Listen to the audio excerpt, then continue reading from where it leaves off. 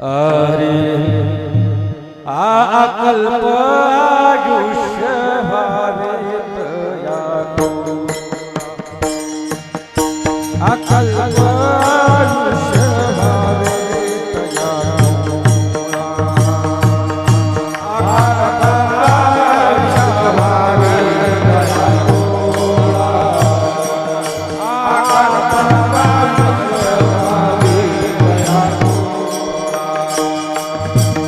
अकल्प आयुष्य व्हावे तया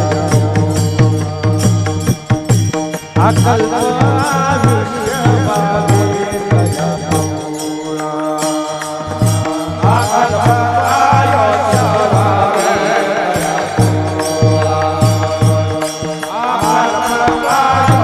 व्हावे माझ्या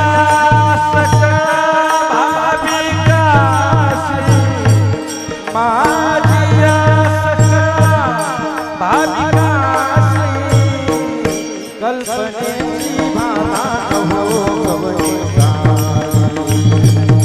कल्पनेची बाधा हो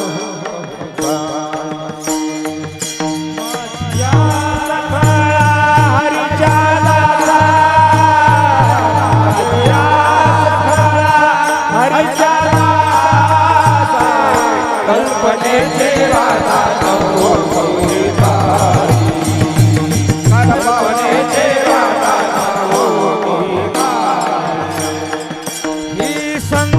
मंडळी सुखी असो ही संत मंडळी सुखी असो कल्पनेची बाधा हो कल्पनेची बाधा हो गवनिका ही संत मंडळी सुखी असो ही संत मंडळी सुखी असो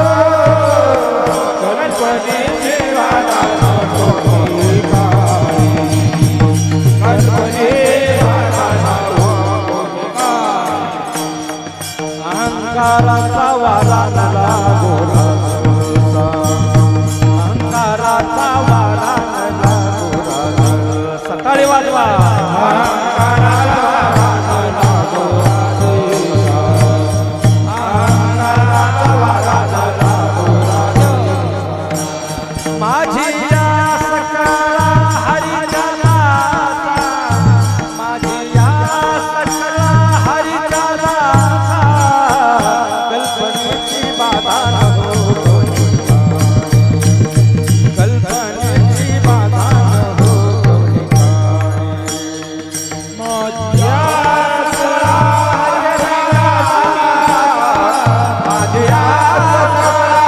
हरीच्या दासा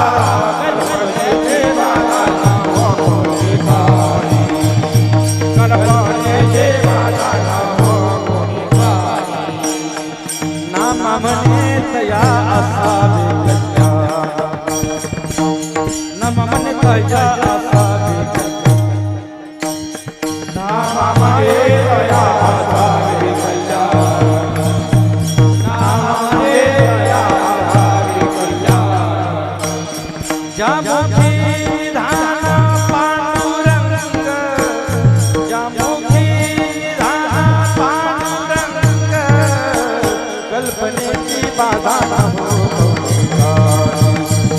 ही संत मंडळी सुखी ज्या मुखी निधान पांडुरंग ज्या मुखी निधान पांडुरंग कल्पनेची बाधा हो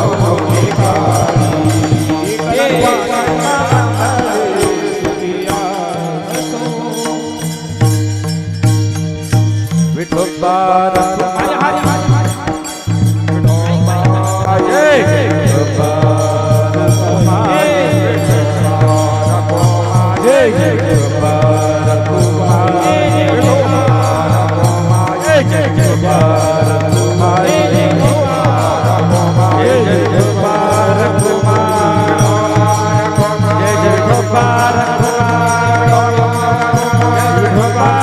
Bye.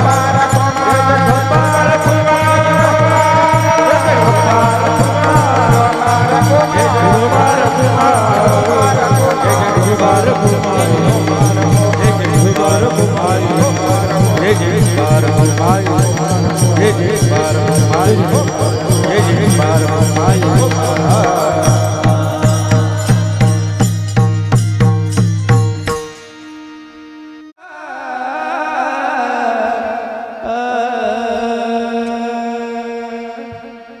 अकल्प आयुष्य भावेत यमुळा अकल्प आयुष्य भावेत यमुळा अकल्प आयुष्या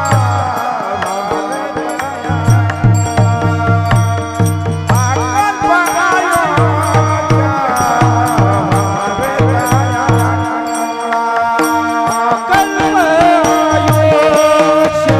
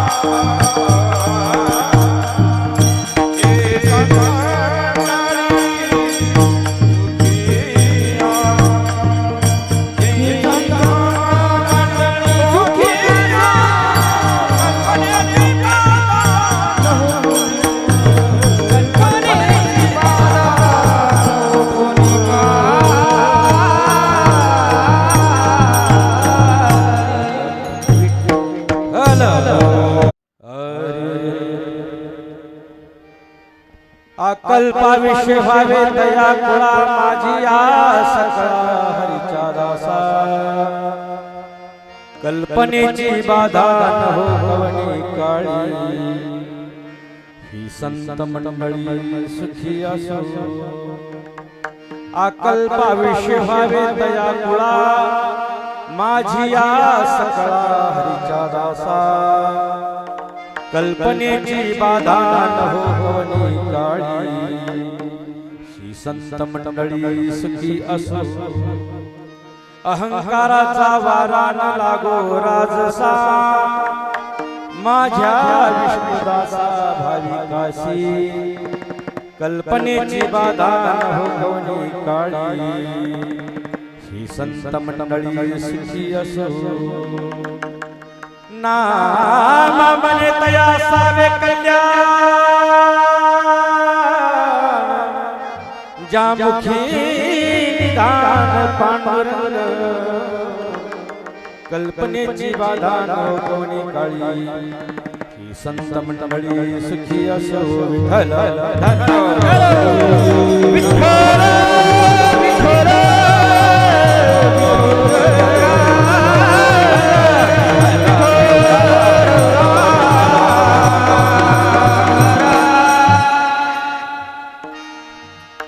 समचरण सरोजम सांद्रणीला जगन्नित पाणी मंडना तरण तुलसी माला कंदरम कंद नेत्रम सदैवदहासम विठ्ठलं चिंतयामि विठ्ठलं चिंतयामि जयांची गेल्या स्मरण होय सगळे विद्यांच्या अधिकारी तेचे वंदो श्रीचरण श्री गुरूंचे ते नमस्कारुनी आता नवरंग भूमिका कीर्तन अभ्यासती लोका टाळवे नास्ती देखा तया माझे नमन दंडवत ऐसे नमन करून या समळा हरी कथा बोली बोलिया बोला अज्ञान म्हणून बोलिया बाळा सालवी सकळा नामा मने पांडुरंगा करू प्रार्थना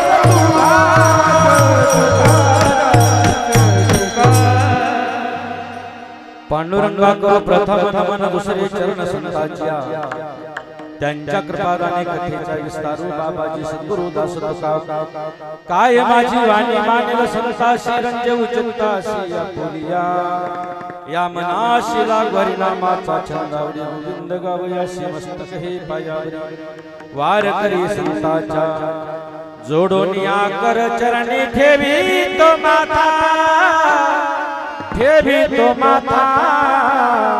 परिसाभी विनंती माझी पंढरीनाथा परिसाभी विनंती माझी पंढरीनाथा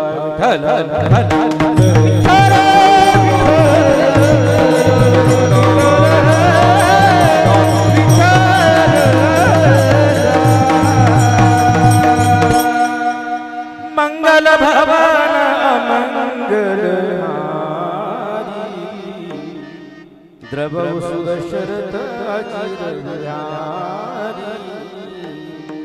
राम सिया राम जय जय राम सिया राम जय जय राम अकल्प आयुष्य व्हावे तया माझी या सकळा हरीच्या दासा कल्पनेची बाधा न कोणी काळी ही संत मंडळी सुखी असो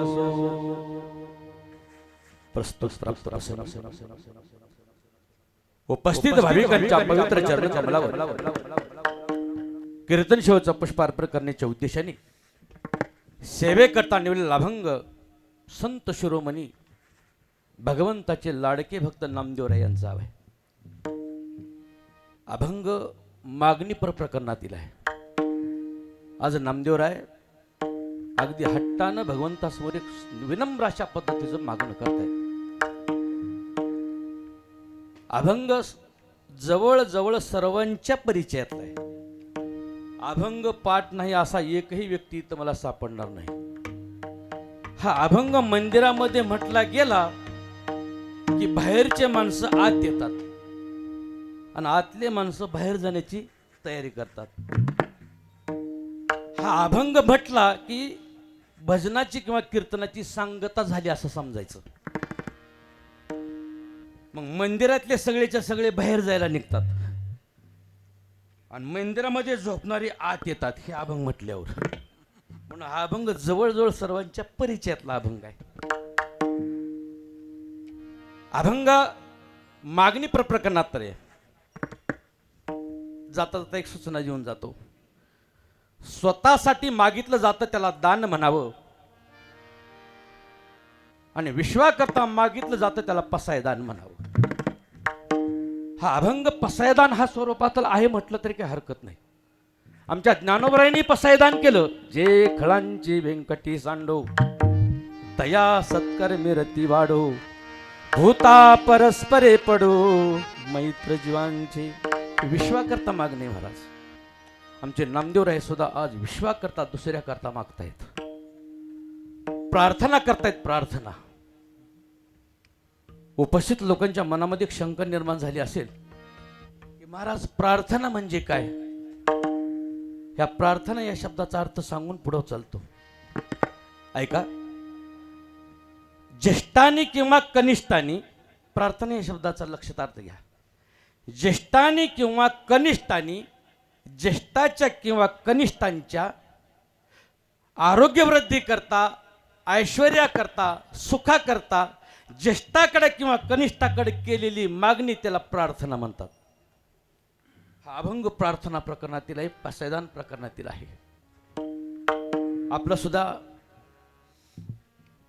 सुद्धा आज मागून घ्यायचे भगवंताला. उपस्थित श्रोता समुदायामध्ये मला 3 प्रकारची माणसं दिसत आहेत. आज 3 प्रकारची माणसं आहेत. ते म्हणताल महाराज 3 कसे काय. ऐका. एक बाळाकरता मागणारा वर्ग आहे उपस्थितामध्ये. बाळाकरता मागणारा वर्ग एक आहे. ज्याच्याकरता मागायचंय तो बाळ एक आहे आणि ज्याच्याकडं मागायचं तो भगवंत परमात्मा एक आहे. दिसताना मात्र 2 दिसतात. एक बाळ दिसतंय रियांश आणि मागणारे मात्र सर्वजण आहेत. पण एक मात्र अदृश्य आहे. ज्याच्याकडं मागायचे ते म्हणजे अदृश्य आहे. ऐका. ज्याला महिला मंडळाला एक प्रश्न विचारतो, वेणीला पदर किती असतात? आता वेणी घातली तर कळल. वेणीला पदर किती असतात? दिसतात किती? नाही हो, 2 दिसतात, 2. जरा वेण्यात आता वेण्या घातल्यावर तपशिले असतात. वेणीला पदर असतात 3, दिसताना मात्र दिसतात 2. इथं मागणारे ज्याच्याकरता मागायचंय, ज्याच्याकडे मागायचं 3 आहेत, पण एक अदृश्य आहे ज्याच्याकडे मागायचं तो अदृश्य स्वरूपात भगवंत परमात्मा आहे. काय मागायचंय? आता सगळ्यांनी मागायचं. तुम्हाला जर प्रत्येकाला एकेकाला जर मागायचं नसेल तर माझ्या पाठीमागं म्हणा. आपण त्या बाळा करता काहीतरी मागून घ्यायचे देवाकरता. एक म्हणा महाराज माग, मी म्हणतो ते म्हणा. क्षेम म्हणा ना. क्षेम हा, क्षेम, क्षेम स्थैर्य, स्थैर्य आरोग्य, आरोग्य आयु, आयु सुख दुःख, आनंद, आनंद कीर्ती, कीर्ती मानापमान वर्ज, मानापमान वर्ज इति कीर्तन शेकरिषिती सोडा पाणी. आपण देवा करता मागितले, त्या बाळा करता मागितले. त्या बाळाचं गोड असं नाव आहे रियांश. बाळाचं नाव, त्या नावाकरता एकदा टाळी वाजाव. वा वा वा. रियांश नाव आहे बाळाचं. वडिलाचं नाव आहे अमोल ननवरे, आईचं नाव आहे पूनम, आजोबाचं नाव आहे बाळासाहेब, आजीचं नाव आहे सिंधू, आणि आमचे लाडके काका किरण काका. वा एकदा त्यात असा गोड परिवार आहे. आणि त्या गोड परिवारामध्ये हे सुंदरपैकी बालक जन्माला आलं. त्या बाळाच्या ज्या वाढदिवसाला आपण इतक्या मोठ्या समुदायामध्ये उपस्थित आहात, एखाद्या मंत्र्याच्या वाढदिवसाला लाजवेल असा हा कार्यक्रम आहे. विठ्ठल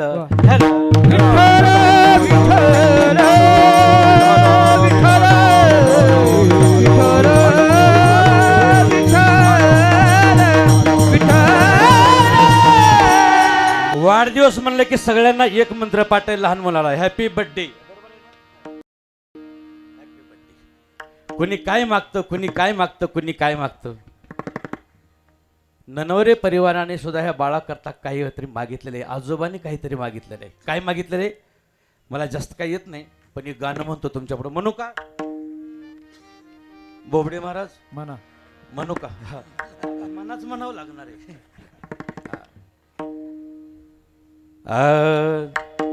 तुझी सूरज कहू या चंदा, तुझे दीप कहूँ या तारा, मेरा नाम करेगा रोशन, जग में मेरा राज दुलारा. तुझे सूरज कहूँ या चंदा, तुझे दीप कहूँ या तारा, मेरा नाम करेगा रोशन, जग में मेरा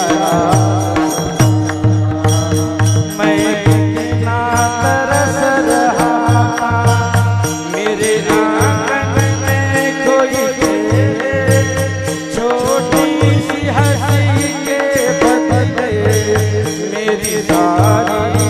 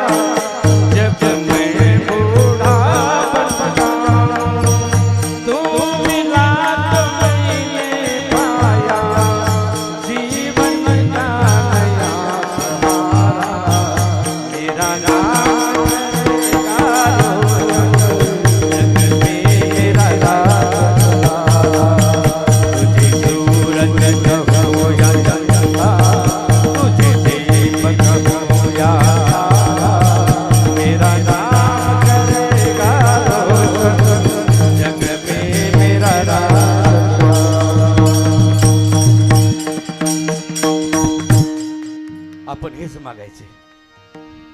ऐका, तुझे सूरज कहूया चंदा, तुझे दीप कहूया तारा, मेरा नाम करेगा रोशन, जग में मेरा राज तुरा.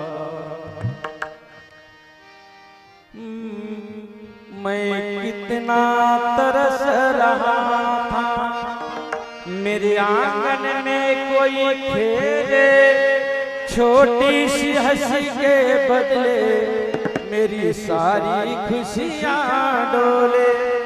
तू मिला तो मैंने पाया जीवन का नया सहारा, मेरा नाम करेगा रोशन, जग में मेरा राज तुरा. त्या बाळाला मागून घ्यायचे. ऐका, अभंग मागणी प्रकरणात थोडस अभंगाचा भावार्थ सांगतो आणि अभंगाच्या चिंतनाकडे वळतो. मागणारे नामदेवराय, ज्यांच्या करता मागितलं त्यांचे 4 आहेत. मागणारे एक नामदेवराय, ज्यांच्या करता मागितलं ते 4 आहेत, आणि जे मागितलं तेही 4 आहेत, आणि ज्याच्याकडे मागितलं तो एक विश्वाचा मालक आहे. ह्या अभंगाचा भावार्थ ते लक्षात घेऊन घ्या. अभंगाचा भावार्थ आहे काय मागितलं आणि कुणा करता मागितलं, लक्ष देऊन ऐका. अकल्प आयुष्य व्हावे तया कुळा, कुणा करता मागितलं, माझी या सकळा हरीच्या दासा. अकल्प आयुष्य मागितलं, माझी या सकळा हरीच्या दासा. कल्पनेची बाधा होऊ देऊ नको, कुणा करता, संत मंडळी करता. अहंकाराचा वारा न लागो राजसा, कुणा करता, माझ्या विष्णुदासा भाविकाशी. आणि त्यांचं कल्याण असावं, नामा म्हणे तया असावे कल्याण. कुणाचं, जामुके निधान पांडुरंग विठ्ठल विठ्ठल.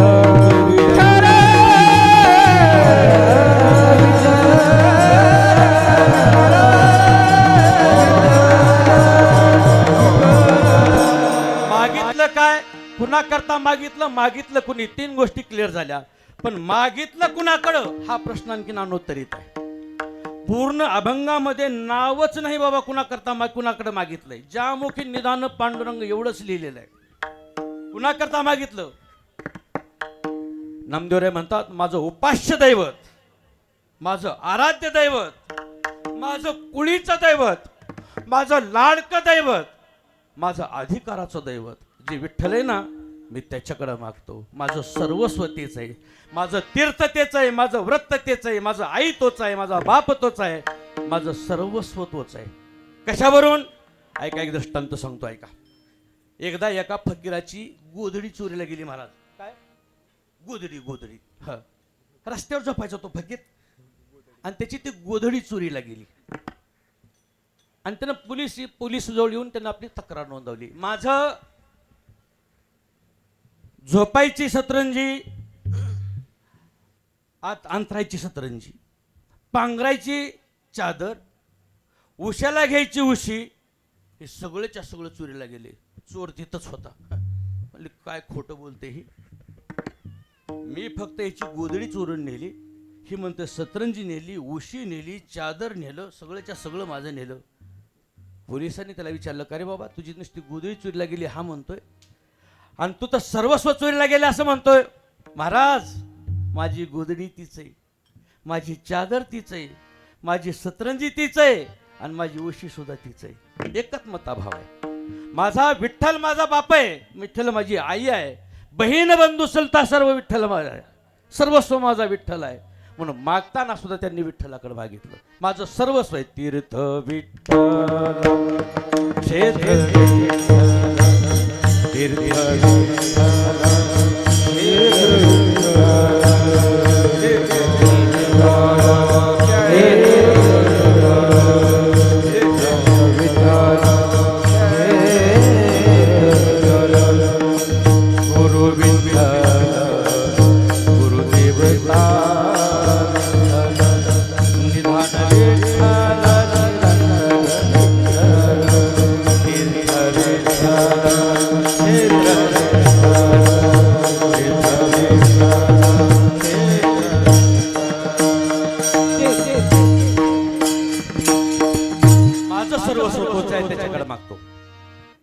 चिंतनाला सुरुवात करू.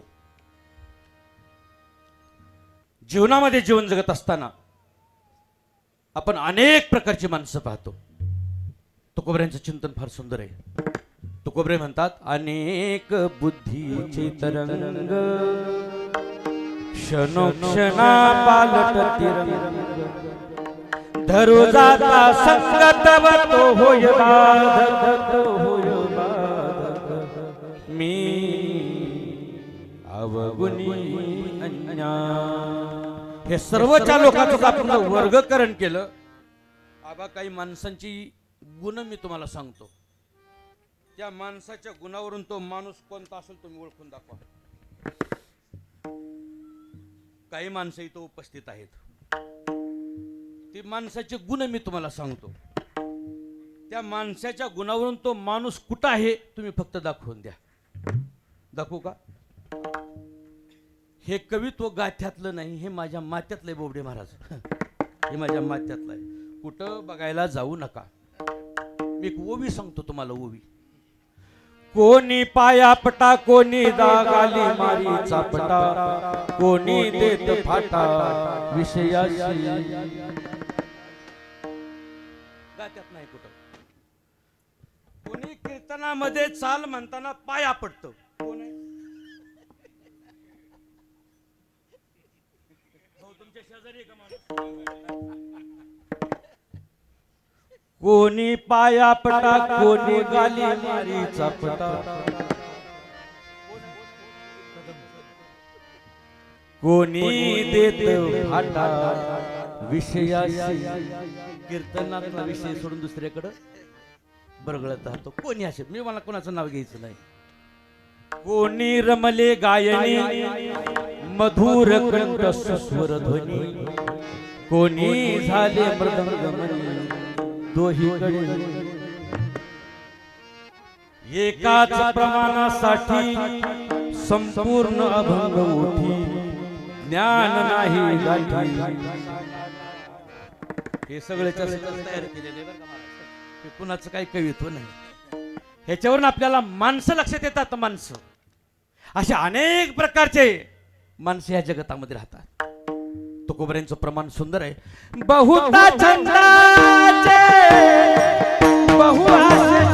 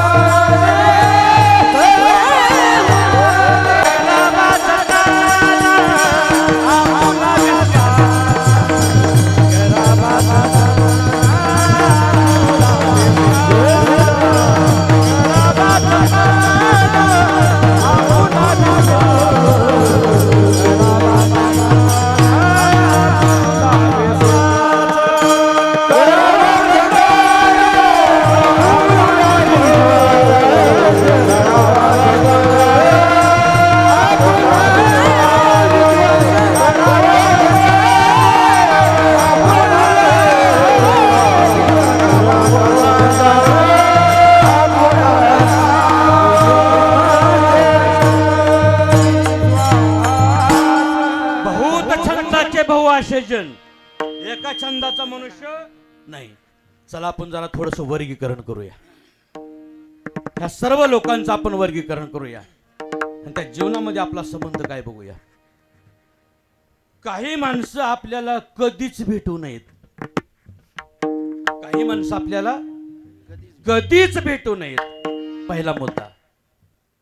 काही माणसं आपल्याला कधीतरी भेटावीत, दुसरा मुद्दा.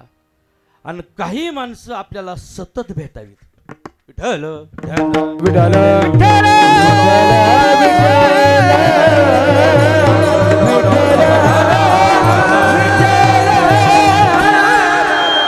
काही माणसं आपल्याला कधीच भेटू नयेत, काही माणसं आपल्याला कधीतरी भेटावीत, आणि काही माणसं आपल्याला नेहमी भेटावीत. 3 प्रकार आहेत माझ्याकडं, मी 3 प्रकारानं सांगेन. काही माणसं आपल्याला कधीच भेटू नयेत, आणि जरी भेटली तरी त्यांना हात जोड म्हणावं, भेटला ती भेटला, आता पुन्हा भेटू नका. तुम्हाला आता परत मला भेटू नको. परत आणखीन दुसरा शब्द वापरा, इथं भेटला ती भेटला. इथं भेटला ती भेटला, कुठे भेटू नको, वर वर भेटू नको. आणखीन तिसरा शब्द सांगा, आता भेटला ती भेटला, नंतर कधी भेटू. का भेटू नको, काही कारण आहे. काय केलं त्या लोकांनी आपलं, का भेटू नये ती माणसं. तो का म्हणे क्षण नको तयाचे दर्शन. कोबरे म्हणतात एक क्षण सुद्धा त्यांचं दर्शन नकोय. माझ्या जीवनामध्ये त्या माणसाचा तिरस्कार आहे, मी त्यांना शत्रू मानतो, तुकोबरे म्हणतात. ही अशी माणसं कधीच भेटू नयेत.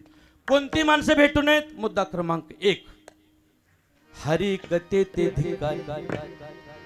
शत्रू माझा तोची वैरी, तुकोबरे म्हणतात. जो कीर्तनाची अवहेलना करतो, जो कथेची अवहेलना करतो, जो देवाची अवहेलना करतो, ती माणसं माझ्या जीवनामध्ये कधीच भेटू नये. आणि ती माझं शत्रू आहे, शत्रू. हरी कथे ते धिकारी, शत्रू माझा तोची वैरी, त्याचे न व्हावे दर्शन, खळा पंगती भोज. त्यांचं दर्शन सुद्धा आपल्याला आपल्या जीवनामध्ये कधी होऊ नये. कारण का ते हरिकथेला शून्य मानता. शून्य. गावामध्ये सप्ताह चालू, मास्तर गावामध्ये सप्ताह चालू, 5वा दिवस. आतापर्यंत मंदिराकडे ते फिरकलंच नाही. जरा लाज वाटायला लागली, इतका मोठा सप्ताह गावामध्ये, चला 1 दिवस तरी जायला पाहिजे म्हणून ते आलं आणि सुरत्यामध्ये येऊन बसलं. सुरत्यामध्ये येऊन बसल्यानंतर त्याला आसपासची सुरते मंडळी भूतासारखी दिसायला लागली. तिरस्कार आहे हरिकथेचा. आसपासची श्रोते मंडळी त्याला भूतासारखी दिसायला लागली. गायक वादक मंडळी त्याला सैतानासारखी वाटू लागली.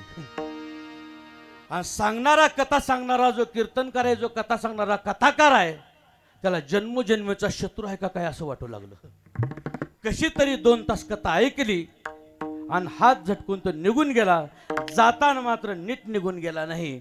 कथेची आणि कथा सांगणाराची अवहेलना करून गेला. हरी कथे ते धिक्कारी, शत्रू माझा तोची वैरी, त्याचे न व्हावे दर्शन, खळा पंगती भोजन. कारण का कीर्तनामध्ये जो रस आहे ना बाबा, तो रस कुठंच नाही. भगवंताला प्राप्त जर करायचं असेल तर हे कीर्तन मुख्यचं साधन आहे. कलियुगा माझी करावे कीर्तन, तेने नारायण देईल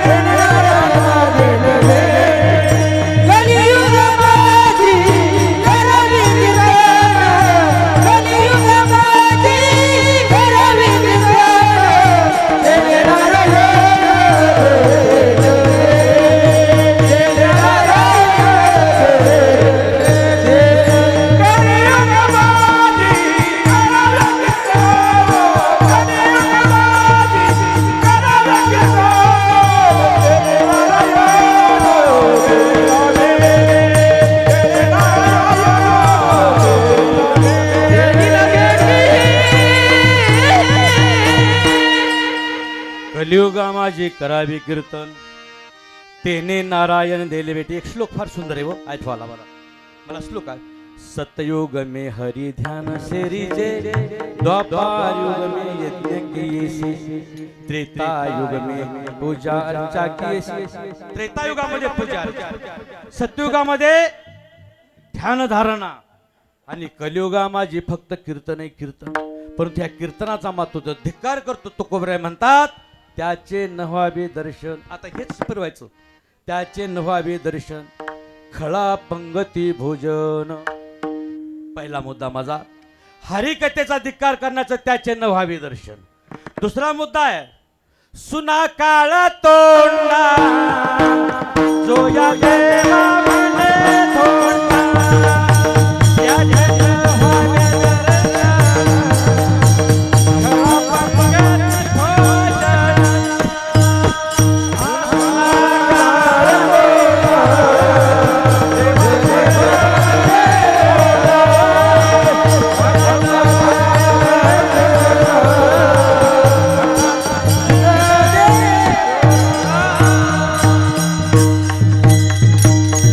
दुसरा मुद्दा सुना काळ तोंडा. सुना म्हणजे काय?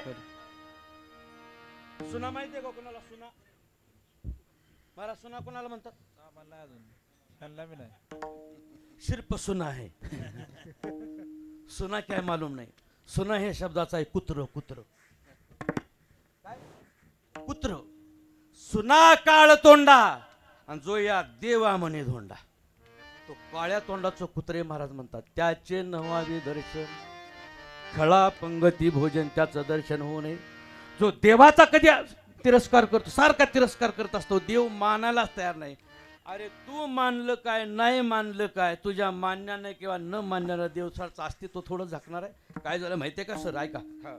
एकदा घोबडाची सभा बसली. घोबडाची लहान घोबड मोठे घोबड म्हातारी घोबड सगळे घोबडे एक ठिकाणी बसले. मीटिंग मधला एक विषय होता घोबडांचा. कुणाचा? घोबडांचा. मीटिंग मधला एक विषय होता. होय रे सूर्य आहे का नाही? त्याच्यामध्ये एक म्हातारं घोबड होतं. ए केराता त्या अरे सूर्य आहे का नाही? केराता त्यानं सांगितलं असता तर बघितला नसता का? दिसला असता ना का? दिवसा फोडती डोळे डोळाची. सूर्याचं दर्शन घोबडाला कधी झालंच नाही. ते म्हणजे तुला काय कळत नाही. दुसऱ्याला विचारलं होय सूर्य पाहिला का? असता तर पाहिला असता. तिसऱ्याला विचारलं अरे सूर्य आहे का? अरे असता तर पाहिला असता. आणि त्या मीटिंग मध्ये एक ठराव पास झाला या जगामध्ये सूर्यच नाही. आता या घोबडाने सूर्य नाही म्हटल्यामुळे काय सूर्य झाकणार आहे का? लक्षात घ्या. सूर्य झाकणार आहे हो का? लक्ष द्या. मी 4 मुद्दे तुमच्याकडे सांगतो. चातकाच्या पावसाचा थेंब चातकाच्या तोंडात पडत नाही. पावसाचा थेंब चातकाच्या तोंडात पडत नाही. यात पावसाचा दोष काय? पावसाचा दोष नाही. घोबडाला दिवसा सूर्य दिसत नाही किंवा सूर्य दिसतच नाही. यात सूर्याचा काय दोष? वसंत ऋतूमध्ये काही झाडाला पानं फुलं येत नाहीत. त्यात वसंताचा काय दोष? संतांनी ओरडून ओरडून सांगितलं देव आहे देव आहे. जे देवाचं अस्तित्वच मान्य करायला तयार नाहीत. आंधळ्याशी जण अवघेची आंधळ आंधळ्याशी जण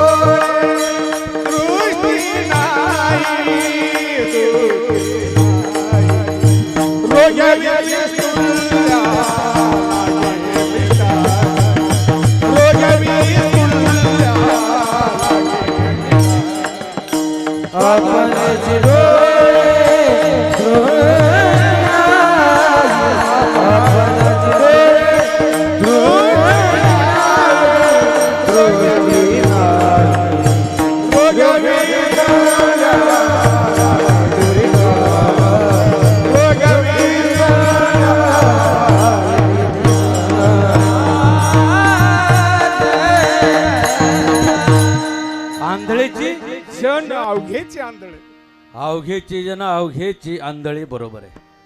तुमच्या प्रमाणे मला एक दृष्टांत सुचलाय का? एका व्यापाऱ्यानं दुकान टाकलं महाराज. व्यापाऱ्यानं दुकान टाकलं. तुमच्या प्रमाणावर दृष्टांत सांगतो. एका व्यापाऱ्याने दुकान टाकलं. दुकान कशाचं टाकलं? आरशे विकायचं दुकान टाकलं. आरशे विकायचं. आणि तो आरशे घेऊन गाठोडं बांधून त्या गावामध्ये गेला. सकाळपासून संध्याकाळपर्यंत नाही, जवळजवळ 15-20 दिवस झाले, पण त्याचा मालच विकना. आरसा एक सुद्धा विकला नाही. डोक्याला हात लावून एका ठिकाणी बसला. मित्राने विचारलं, काय झालं? मला धंदा चालना. धंदा चालना अजिबात. अरे म्हणलं, कशाचा धंदा आहे तुझा? म्हणला, आरशे विकायचा धंदा आहे. टाकलाय कुठं? म्हणला, आंधळ्याच्या गावात. आंधळ्याच्या गावामध्ये आरशाचं दुकान टाकून चालणार नाही. निष्फळ आहे, निष्फळ. निष्फळ आहे बाबा. म्हणून जे देवच मानत नाही त्याचं जीवन सुद्धा निष्फळ आहे, निष्फळ. एका वर्गामध्ये एका फळ्यावर गणपतीचं चित्र काढलं होतं. गणपतीचं चित्र. गुरुजी नास्तिक होते महाराज. गुरुजी आले, सगळीकडे पाहिलं. कोणी काढलं हे चित्र? पोरांना वाटलं गुरुजी आता निश्चितच मारणार. नास्तिक आहेत गुरुजी, देवाला न मानणारी आहेत. पोरं शांत बसली. सगळ्या पोरांना उठवलं, मारलं, उठवलं, मारलं, शेवटपर्यंत गेले. गुरुजी चिडले आणि शेवटच्या मुलाला गुरुजींनी प्रश्न विचारला, अरे ज्या अर्थी चित्र आहे त्या अर्थी चित्रकार असायला पाहिजे, कोणी काढलं चित्र? एका मुलानं सुंदर उत्तर दिलं, गुरुजी ज्या अर्थी चित्र आहे त्या अर्थी चित्रकार असला पाहिजे, ज्या अर्थी सृष्टी आहे त्या अर्थी सृष्टीकर्ता असलाच पाहिजे. ज्या अर्थी सृष्टी आहे ना त्या अर्थी सृष्टीकर्ता असलाच पाहिजे. ही नास्तिक लोकांची सभा आहे, लक्षात घ्या. नास्तिक लोक देवाला कधी मानते? सुना काळा तोंडा जो या देवा म्हणे नोंडा. ह्याला जर दुसरा जर शब्द घ्यायचा म्हटला तर हिरण्यकश्यपूची अवलाद म्हणावं लागेल याला. हिरण्यकश्यपूची. हिरण्यकश्यपूने विचार, अरे कुठं आहे तो देव? कुठं आहे तुझा नारायण? प्रल्हादान सांगितलं, हरी व्यापक सर्वत्र समाना प्रेम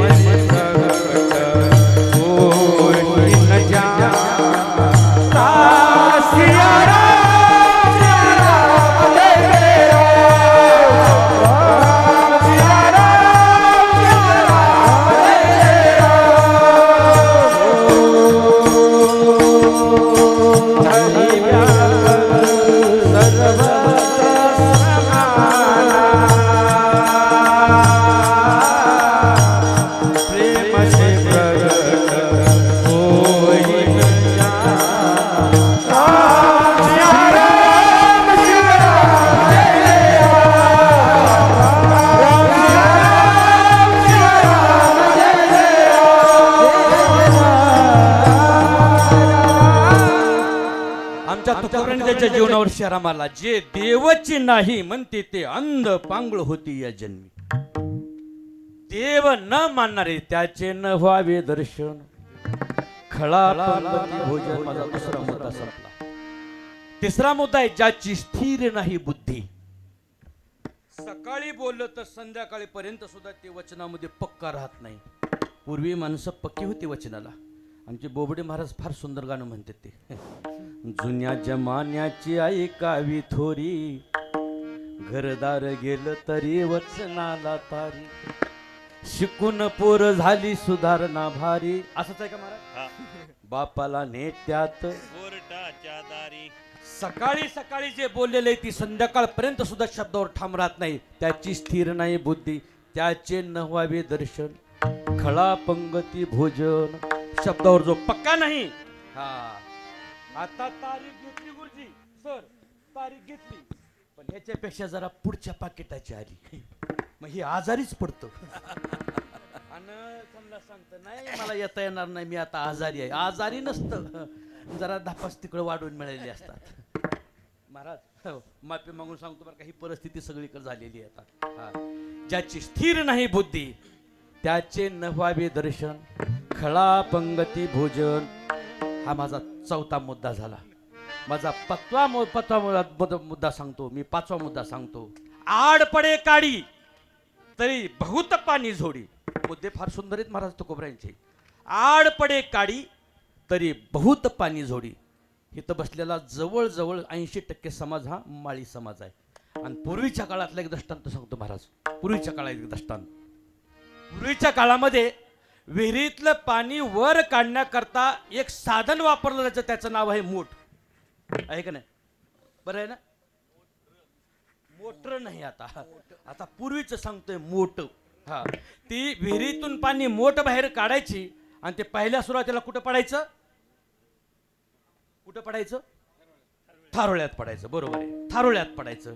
थारोळ्यातून मग कधी ते गव्हाकडे जायचं, कधी ते ऊसाकडे जायचं, कधी कधी ते ज्वारीकडे जायचं, कधी मेथीकडे जायचं, कधी कधी ते टमाट्याकडे जायचं, कधी कधी गांजाकड नाही, ते पाणी जायचं. आणि ज्यावेळेस त्या थारोळ्यात पाणी पडल्यानंतर त्या थारोळ्यातली एखादी काडी जर त्या ठिकाणी पडली तर ती काडी युती करायची, आघाडी करायची, आणि अनेक प्रकारच्या काड्या त्या ठिकाणी जमा व्हायच्या. दृष्टांत तुकोबऱ्यांचा आहे बरं का.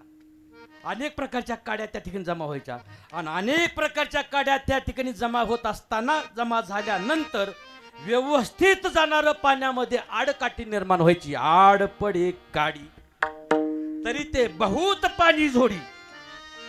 एकच काडी युती करते आणि व्यवस्थित चालणारा जो पाण्याचा मार्ग आहे त्याला प्रतिबंध करते. समाजामध्ये बदल त्याच पद्धतीचा आहे. परमार्थकडे जाणारे पाणीरूपी साधक आहेत, त्या साधकाला अडवून ठेवण्याचं काम काही दुर्जन करत असतात.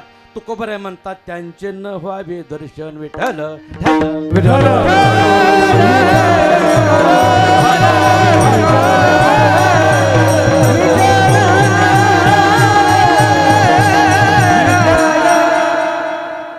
सहावा मुद्दा माझा मुखी अमंगळवाणी नको ते बोलतो.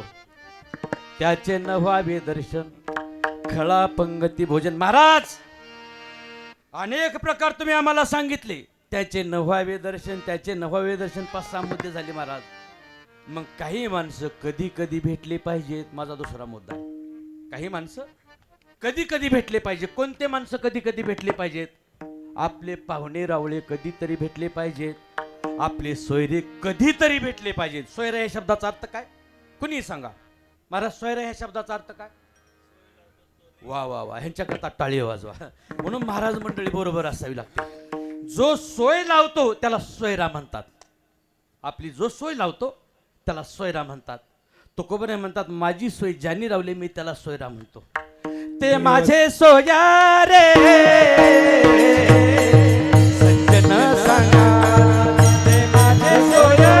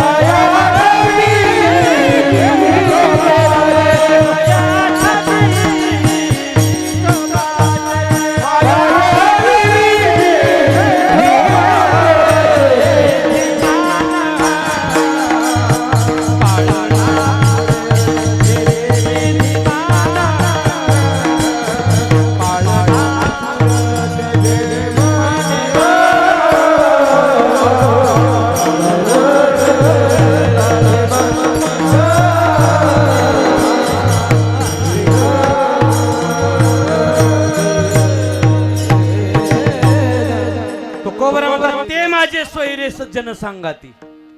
पाय आठवी ते विठोबाचे, माझे सोयरे ते नाहीत. काही सोयरे असे आहेत, येरी विधी मान पाळना पुरते. उगा मेल्यावर सुतक पाळायला माणसायची. त्याला काय म्हणतात माहितीये का आपल्या भाषेमध्ये? भाऊकी. जगूही देत नाही आणि मरूही देत नाही, तिचं नाव असतं भाऊकी. माणसाला भावकी असती, कुत्र्याला भावकी असती. एका गावामध्ये खंडोबाच्या मूर्तीची चोरी झाली. खंडोबाच्या मूर्तीची चोरी झाली. भावकी सांगतो, भावकी. आणि खंडोबाच्या मूर्तीची चोरी झाल्यानंतर पंच कमिटी एक ठिकाणी बसली. म्हणजे काय करायचं आता? जत्रा जवळ आली. पालखीमध्ये मूर्ती कुणाची ठेवायची? मूर्ती तर चोरीला गेली. म्हातारे असावेत बरं का. एका म्हाताऱ्यानं सल्ला दिला, असं करा, माणसं कुत्र्याला देव म्हणतात, खंडोबा, आपण कुत्र्याचीच मिरवणूक काढू. ठराव संमत झाला. यावर्षी म्हणले कुत्र्याची मिरवणूक. उजनी धरणात नेऊन कुत्रं स्वच्छ धुवून आणलं. लाईफ बॉय हमाम साबण लावून आणलं. कपडे शिवले. कुण्याला? कुत्र्याला. कुत्र्याच्या गळ्यामध्ये हार घातले. कुत्र्याचा श्रृंगार केला. कुत्र्याच्या अंगावर आतुर टाकलं आणि कुत्रं होत्याचं नव्हतं झालं. मस्तपैकी चकचक चकचक दिसायला लागलं. कुत्र्याला उचललं त्या मेण्यामध्ये घातलं. भोयाने पालखीला खांदा दिला आणि पालखी चालू लागली. पुढच्या चौकात गेली की कुत्र्याला भावकी दिसली. भावकी लई बेकार. कुत्र्याला दिसली भावकी आणि भावकीमध्ये चर्चा सुरू झाली. अरे हे म्हणले काल आपल्या बरोबर होतं, हे न फॉर्म भरला कधी, निवडून आलं कधी, हे आपल्या पुढे गेलंच कसं काय? दुसरा म्हणला गेलं म्हणून काय झालं, माग वळणारी आपणच येत ना, जाऊ पुढं कशी जाते बघूया. आणि भुंकायला सुरुवात केली. आता हे काय गप बसलं असेल का? ह्याच्यामध्ये काय संत चिन्ह निर्माण झाले असतील का? हेही खाली उतरलं आणि एका मिनिटामध्ये होत त्याचं नव्हतं झालं. ह्याला म्हणतात भावकी. येरविधी मान पाळना पुरते. हे सगळेच्या सगळे सोयरे आहेत ना, फक्त तुमच्या सुखदुःखामध्ये कधीतरी सहभागी होणार आहेत. एक दृष्टांत सांगतो ऐका. एसटी मध्ये एक म्हातारं प्रवास करत होतं आणि त्या म्हाताऱ्याच्या खिशातून पाकिट खाली पडलं आणि नेमकं ते पाकिट कंडक्टरला सापडलं. कंडक्टरनं ते पाकिट हातामध्ये घेतलं आणि पाकिटामध्ये काय आहे हे बघायला सुरुवात केली. त्या पाकिटामध्ये एक तुकोबऱ्यांचा फोटो होता. वारकरी होतं म्हातारं. तुकोबऱ्यांचा फोटो होता. ऐका, ह्या एसटी मध्ये कुणा एका व्यक्तीचं पाकिट पडलेलं आहे. ज्याचं कुणाचं असेल त्यानं ओळख सांगून घेऊन जाण्याचा प्रयत्न करावा. कंडक्टरनं सांगितलं. म्हातारं पटकन उभा राहिलं, खेच चापला. माझं पाकिट पडलंय. महाराज, ओ साहेब, माझं पाकिट पडलंय. हो बाबा तुझं आहे, पण कशावरून तुमचं आहे? की त्या पाकिटामध्ये माझ्या तुकोबऱ्यांचा फोटो आहे. जवळ बोलून घेतलं. का रे बाबा, आई आहे का तुला? होती ना, गेली. आधी तिचा फोटो होता. वडील आहेत का? होते ना. आधी त्यांचाही फोटो होता काही दिवस. अरे बाबा तुझं लग्न झालंय का? झालंय ना. त्याच्यानंतर मी तिचा फोटो लावला. ती कुठे? ती सोडून गेली. त्याच्यानंतर मुलगा आहे का? हो, काही दिवस मी त्याचा फोटो लावला. हे सगळेच्या सगळे मला सोडून गेले. एकच व्यक्ती मला सोडून न घेणारा आणि एकच व्यक्ती मला हात धरून बोट दाखवून मार्ग दाखवणारा, ते माझे आई तुकोबर आहे. तेच माझे सोयरे सांगत आहे. अशी माणसं कधी कधी सोयरे या स्वरूपामध्ये घरी यावीत. सोयरे कधी कधी घरी यावेत. सारखे सारखे घरी येऊ नये. जास्त लाड केला की माणसं सारखं घरी आल्याशिवाय राहत नाहीत. विठ्ठल विठाल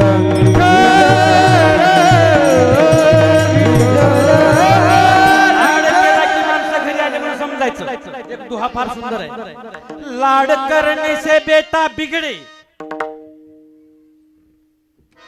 लाड केला की मुलगा बिघडला म्हणून समजा. स्वातंत्र्य दिलं की स्त्री बिघडली म्हणून समजा. विश्वास दाखवला की भाऊ बिघडला म्हणून समजा. आणि ती केली की राज्य बिघडलं म्हणून समजा. आणि पाप झालं की जग बुडालं म्हणून समजा. फार महत्वाची गोष्ट. लाड करने से बेटा बिगड़े, खुद गरजे में भाई बिगड़े जा. एक लक्षात घे, ही सगळीच्या सगळी बिघडतात. महाराज, हे कधीतरी भेटले पाहिजेत. हे माणसं सारखी भेटून उपयोग नाही. कधीतरी भेटले पाहिजेत. आणि जरी आले ना, कधी जाणार आहे म्हणून पहिले विचारावं. एक जावाई आला, 15 दिवस राहिला. म्हणले दाजी, मेवणा म्हणला कधी जाणार आहे घरी? म्हणला तसं काही नाही, मी राहायला चालू. म्हणलं आता दिवाळीचा सणच करून जातो. म्हणजे तुमचं काही भांडण वगैरे झाले का घरामध्ये? 15 दिवस झाले, दसऱ्याला आलाय तुम्ही, 15-20 दिवस झाले तुम्ही जायचं नाव घेत नाही. काय भांडण वगैरे झाले का? मला असं करा, फोन करा, सगळ्यांना इकडे बोलून घ्या, तुम्हाला कळलं भांडण झाले का नाही ते. म्हणजे तुला एकट्याला कटवायचा आम्ही प्रयत्न करतो, सगळे कुठे येतो बोलावतो. कसं तरी करून दाजी तुम्ही आता निघू शकता, तुम्ही निघा. म्हणजे जाणार आहे, पण सकाळी जाणार आहे. मेहुण्यानी 2 तिकीट काढून आणली. म्हणला मी सोडून येतो, ह्याच्याबरोबर मी जातो. 2 तिकीट काढून आणली. दुसऱ्या मेहुण्यानं आज जाऊन जागा पकडली आणि जागा पकडली रेल्वेमध्ये. तोपर्यंत हे खालीच राहिलं. बसणारा मेहुणा दुसऱ्या स्टेशनवरून खाली उतरला आणि घरी आला. दरवाजा वाजवला तर दाजीने दरवाजा उघडला. त्याच्या अगोदर ही घरामध्ये हजर होतं. ही अशी माणसं कधीतरी भेटली पाहिजेत महाराज. सारखी माणसं कुठली भेटली पाहिजेत. तुका म्हणे त्यांचा मज घडो संग न व्हावा वियोग जन्म. ते संत मला भेटले पाहिजेत. ते साधू मला भेटले पाहिजे. संत भेटती आजी मज संत भेटती आजी मज संत भेटते आजी मज संत भेटते आजी मज झालो चतुर भुजा हॅलो झालो चतुर बुद्धी मी झालो चतुर बुद्धी तुळे सदा दोडे भुजा तुळे सदा जोरी भुजा जोरी भुजा सूक्ष्म वाढी वाणी गदा सूक्ष्म वाढी जोरी शुक्रवाणी आलिंगने सुख वाटे प्रेमेची आनंद घोटे अर्ज ब्रह्मांड उतटे समोर आटे मी पण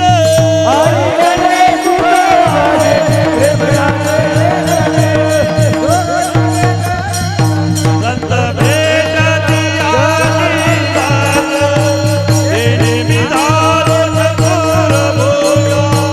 दोन्ही भुजा तुळी दोन्ही सूक्ष्मवाणी नद्या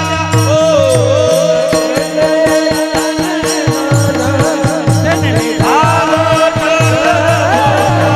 दोन्ही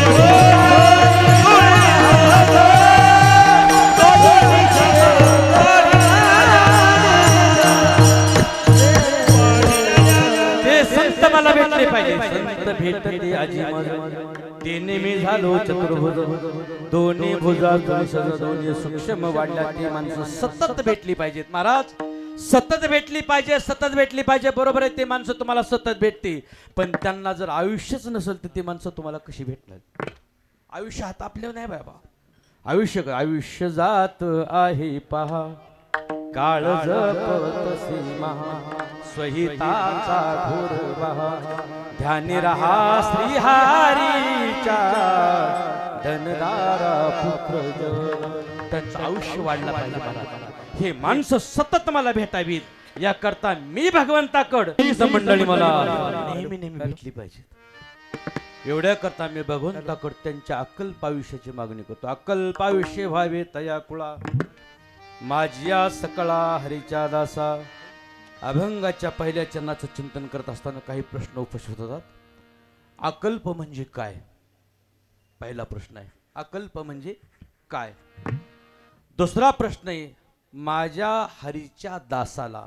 दास म्हणजे काय? दासाचे प्रकार कोणते? दासाचे प्रकार किती आणि कोणते? कोणत्या दासाच्या बाबतीत नामदेवराय भगवंताकडे अक्कल्प आयुष्याची मागणी करतात? विठ्ठल विठ्ठल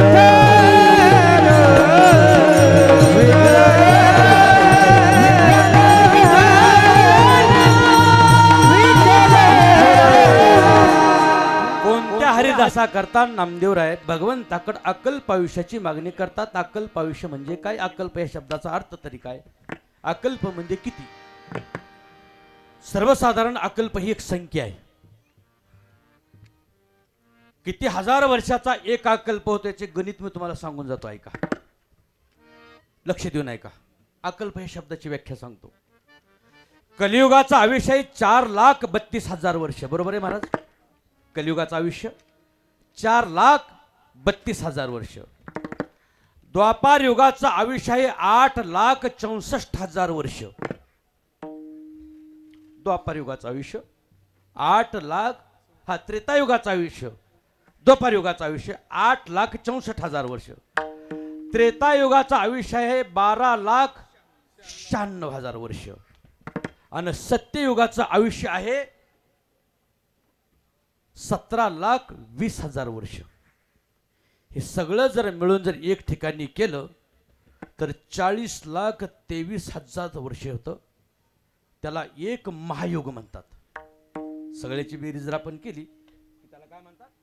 एक महायुग म्हणतात.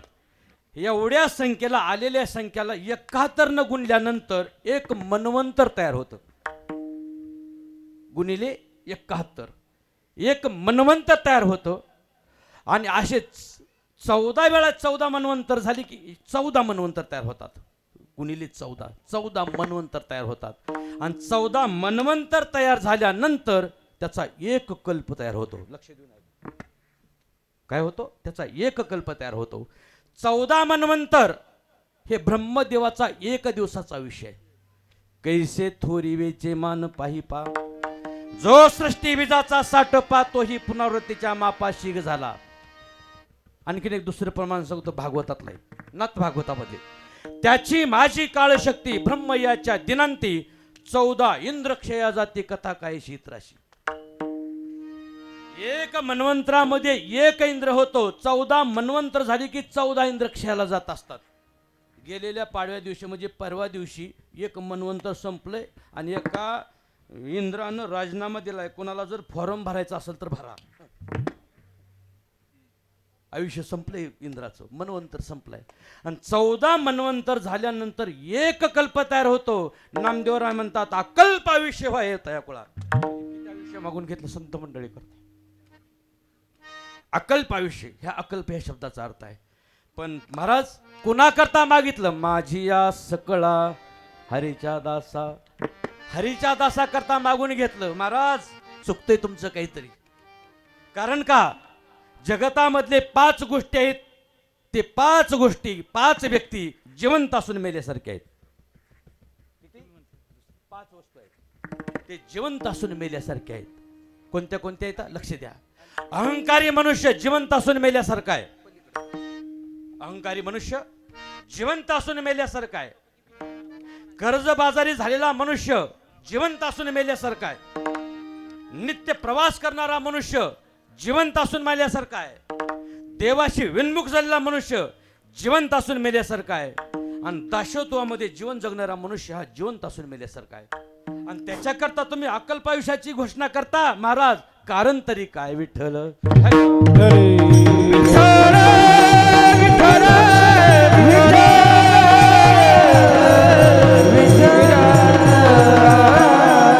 कोणत्या हरिदासा करता तुम्ही आयुष्य मागून घेता? अकल्प आयुष्य. आता आपल्याला दासाचे प्रकार बघावे लागतील. प्रामुख्याने दासाचे प्रकार आहेत 4. एक आहे तो अधिकृत दास आहे, दुसरा आहे तो आश्रित दास आहे, तिसरा आहे तो अनग दास आहे आणि चौथा आहे तो पार्षद दास आहे. किती प्रकार झाले बाबा? 4 प्रकार झाले. पहिला आहे तो अधिकृत दास. अधिकृत दास कुणाला म्हणावं? सूर्य, शक्ती, ब्रह्मदेव आणि शिवजी ह्या 4 अधिकृत दास म्हणावं. त्यांना काही कालापुरतं दास बनवून घेतलेलं आहे आणि प्रत्येक अवतारामध्ये भगवंताच्या अवतारामध्ये ते सेवा करण्याचा अधिकार प्राप्त करतात. म्हणून त्याला अधिकार दास म्हणतात. अधिकृत दास आहेत ते. दुसरा प्रकार आहे पार्षद दास. ह्या पार्षद दासाचे परत आणखीन 3 प्रकार आहेत. पहिला आहे तो शरणागत आहे, दुसरा आहे तो ज्ञानी आहे आणि तिसरा आहे तो सेवानिष्ठ आहे.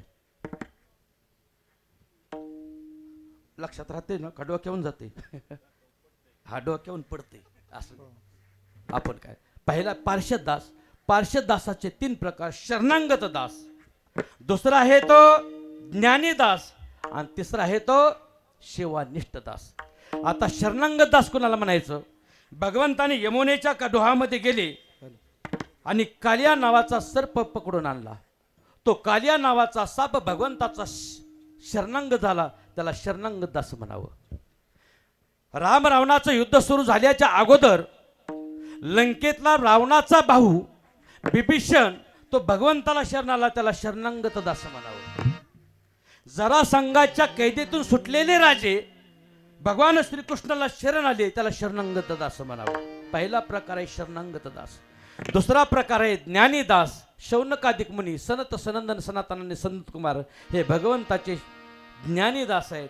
आणि सेवानिष्ठ दास आमचे हनुमंतराय हे सेवानिष्ठ दास आहेत. महाराज कोणत्या करता तुम्ही योग अकल्प आयुष्य मागून घेता? देवाने सांगितलं माझ्यावर जे निष्पाप प्रेम करणारे आहेत, निश्चिंत प्रेम करणारे आहेत, माझी सारखी सेवा करतात. मी ज्यांना आवडतो नाही, जे मला आवडतात त्यांना मी दास समजतो आणि त्यांचा आयुष्य वाढावं. अकल्प आयुष्य व्हावे तया कुळा.